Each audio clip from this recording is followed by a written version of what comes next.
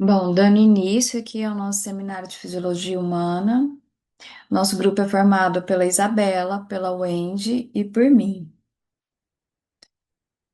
O nosso tema foi dividido em três partes. Eu vou falar sobre as bulhas cardíacas, que são os sons que saem do coração.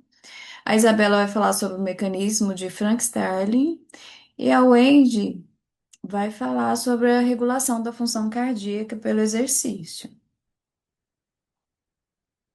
Então, começando a minha parte, que é bulhas cardíacas. O que são as bulhas cardíacas? São os sons audíveis ocasionados pelo fechamento das válvulas cardíacas. Bom, a forma de escutar o coração é com o aparelho etetoscópio, né? A ausculta é o ato de ouvir os sons no interior do corpo e é realizado por esse aparelho. Então, ao realizarmos a ausculta do coração com etestocópios, ouvimos alguns sons. É, nós escutamos os sons tum e tá, tum, tá. O tum está associado ao fechamento das válvulas atrioventriculares no início da sístole, que é a contração. E o tá está associado ao fechamento das válvulas semilunares, que é a aórtica e a pulmonar, no final da sístole. O som TUM é chamado de bulha cardíaca, que é o B1, e o TA é chamado de segunda bulha cardíaca, que é o V2. Aqui eu tenho um vídeo, eu acredito que o som desse vídeo não vai aparecer agora na apresentação, porque eu já tinha feito um teste e não está aparecendo, mas eu posso colocar para vocês presencialmente. Esse vídeo, ele traz o som, né, do B1 e do B2. Bom, a duração de cada um dos sons cardíacos é superior a 10 segundos, com a primeira bulha durando cerca de 0,4 segundos e a segunda bulha cerca de 0,11 segundos. A segunda bulha é mais curta porque as válvulas semilunares estão mais retesadas do que as válvulas atrioventriculares e por isso vibram por um período mais curto do que as atrioventriculares. Nós temos também as bulhas B3 e B4. Então, assim, é bom que fique claro que durante cada ciclo cardíaco ocorrem quatro bulhas cardíacas. No entanto, um coração normal, apenas a primeira e a segunda bulhas cardíacas, que são a B1 e a B2, são altas o suficiente para serem ouvidas. Mas nós temos a B3 e a B4. Então, pode acontecer de uma terceira bulha cardíaca, B3 fraca e reverberante, ser ouvida no início do terço médio da diástole. A explicação não comprovada para esse som é a oscilação do sangue para frente e para trás entre as paredes dos ventrículos, iniciada pela irrigação sanguínea dos átrios. Uma quarta bulha, uma quarta bulha, que é a B4, pode ser percebida pelo estetoscópio, por ser fraca, de frequência muito baixa. Esse som ocorre quando os átrios se contraem. É causada pelo influxo do sangue nos ventrículos, que desencadeia vibrações semelhantes às da terceira bulha cardíaca. Então, então a B3 não é alta o suficiente para ser ouvida, deve-se à turbulência do sangue durante o enchimento do ventrículo rápido, né? De forma rápida. E a B4 é produzida pela turbulência do sangue durante a sístole atrial. No próximo slide, eu também tenho um vídeo muito legal, que provavelmente nesse não vai sair o som. Terceira bolha. mas eu posso colocar para vocês depois escutarem. Ele traz o batimento, o som da B3 e da B4. Agora a Isabela vai falar sobre o mecanismo de Frank Starling.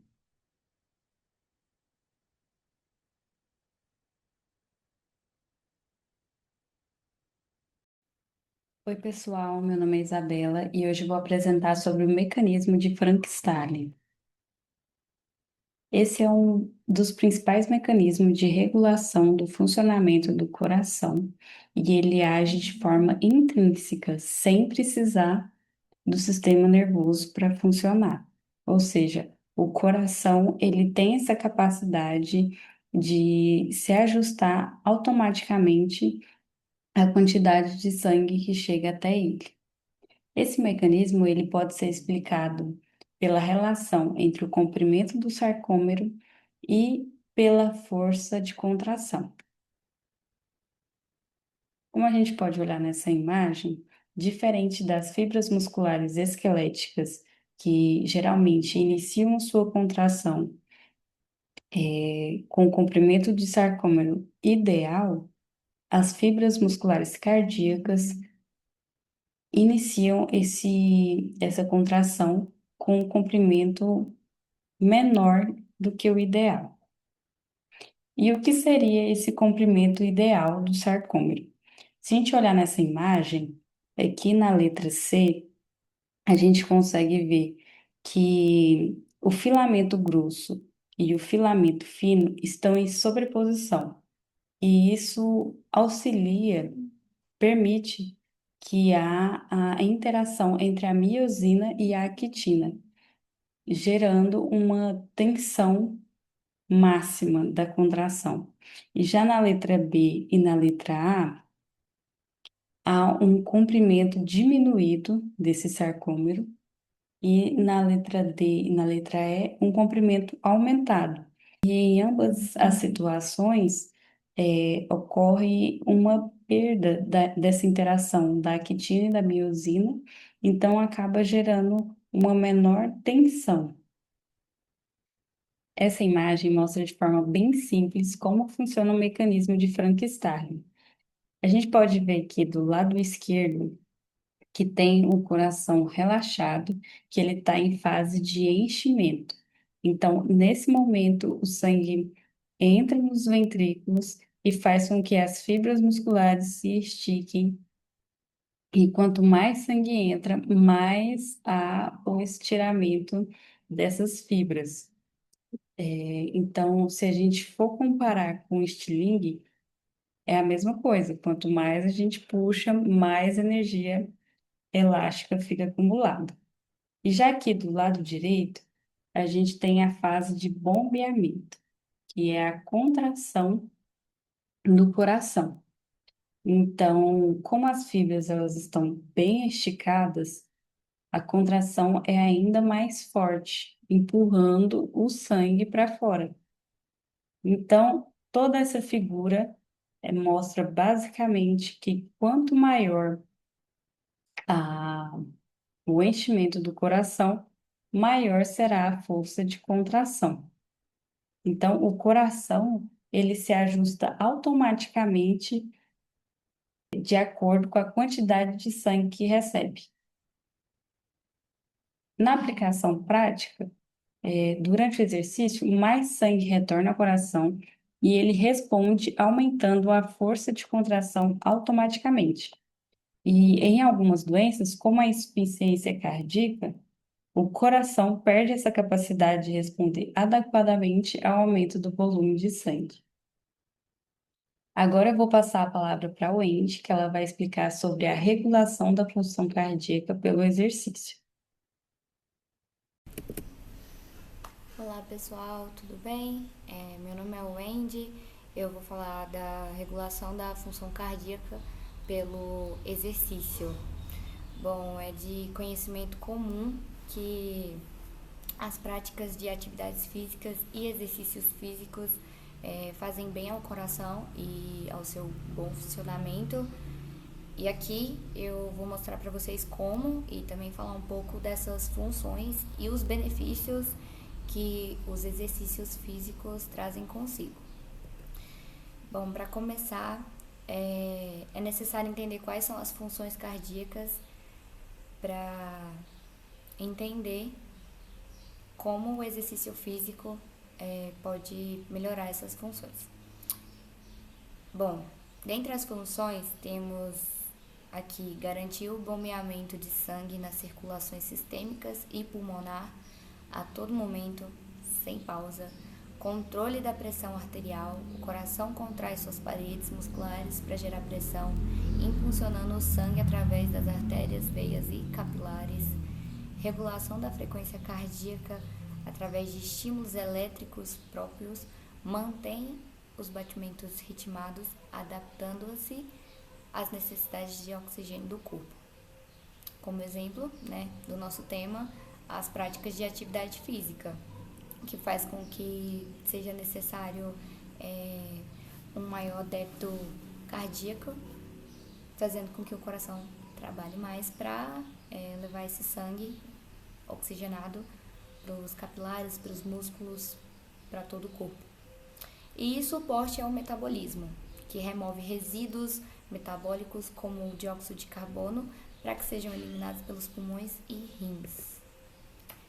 Bom, aqui eu vou trazer para vocês a importância do exercício físico para o coração, antes de falar como funciona essa regulamentação.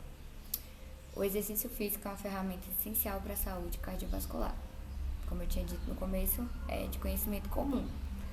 A gente só não entende e não aprofunda como, mas todo mundo entende que ao praticar atividade física, você vai ter um condicionamento ali melhor em relação ao bom funcionamento do seu coração.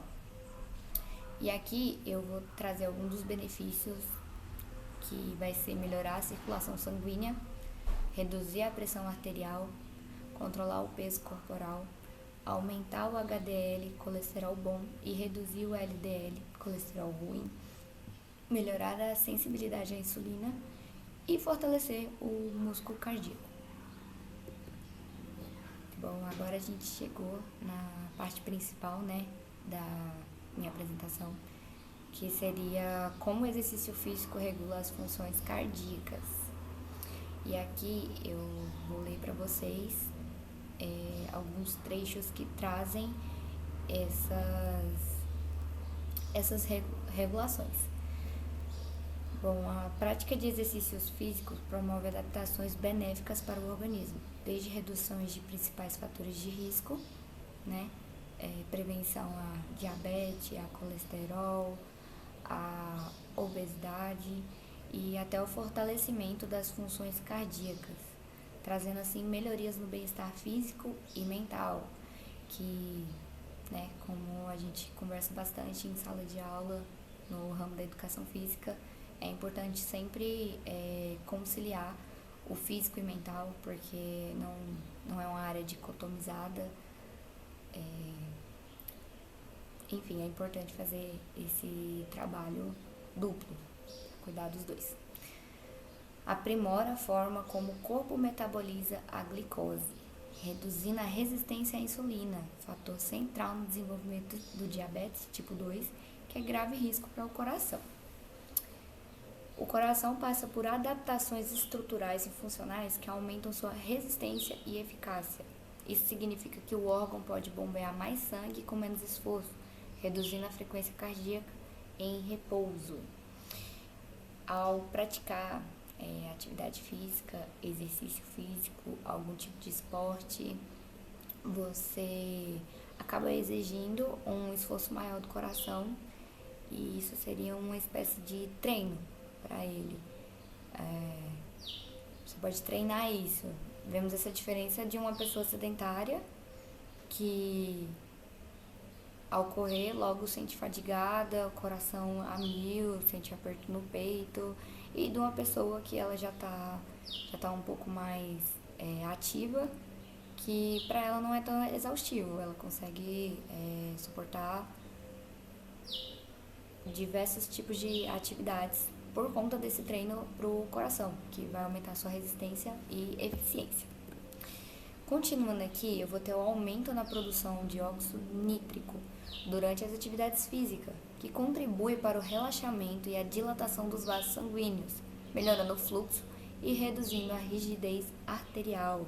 Essa melhora na função vascular regula melhor a pressão e protege contra as lesões nos tecidos. Além de que ajuda nas varizes, naquelas marquinhas, porque você vai ter ali um fluxo de sangue bem melhor pro público feminino, né? Acaba que compensa bastante, não só pro público em si, mas para uma pessoa saudável. A prática regular ajuda a modular a resposta do corpo ao estresse, diminuindo a liberação de hormônios como cortisol, que em níveis elevados pode prejudicar a saúde do coração a longo prazo. Bom, para você que pratica atividade e aos que não praticam, dá para perceber ali uma presença significante de estresse, de hormônios como o cortisol, porque você não está usando de forma ativa o seu corpo. É aquele conhecimento comum também de que descansar o corpo para descansar a mente, né? Para essa relação com a atividade física. Também há uma melhora no equilíbrio entre as frações no colesterol, promovendo não só a redução do colesterol LDL, mas também uma elevação de HDL, o que ajuda a prevenir o entupimento das artérias e o surgimento de aterosclerose. Bom, contribui significativamente para a melhoria da circulação periférica, que é o fluxo sanguíneo nas extremidades do corpo, como pernas e braços. Quando você está no meio de uma atividade física, o seu corpo precisa que chegue mais sangue naquela região, que seja irrigado com nutrientes e oxigênio para um bom funcionamento. Então, acaba melhorando bastante essa circulação periférica, chegando mais sangue aos membros superiores e inferiores. Também vou ter aqui, movimentar os músculos durante a atividade física estimula o retorno venoso, ajudando o sangue a retornar ao coração com mais eficiência. Isso reduz a estagnação do sangue nas veias, prevenindo o surgimento de varizes e outros problemas associados à má circulação, como inchaços e sensação de peso nas pernas. Como eu tinha comentado mais cedo, né, a questão das varizes, por conta do melhoramento no fluxo sanguíneo, não vai ter essa estagnação, então previne o surgimento das varizes e outros problemas também. Ao praticar exercícios aeróbicos, o sistema respiratório é fortalecido, aumentando a capacidade pulmonar e a eficiência na troca gasosa. Isso significa que mais oxigênio consegue ser absorvido pelo organismo e distribuído para os tecidos, inclusive para o próprio coração. Então, é de extrema importância a prática de exercícios, inicialmente de forma moderada, né, se você está parado há muito tempo, e com o tempo intensificando essas práticas para você aumentar a capacidade do seu sistema pulmonar e melhorando a eficiência na troca gasosa, para que assim o seu coração fique mais forte e receba mais oxigênio também. Bom, é isso. Bom,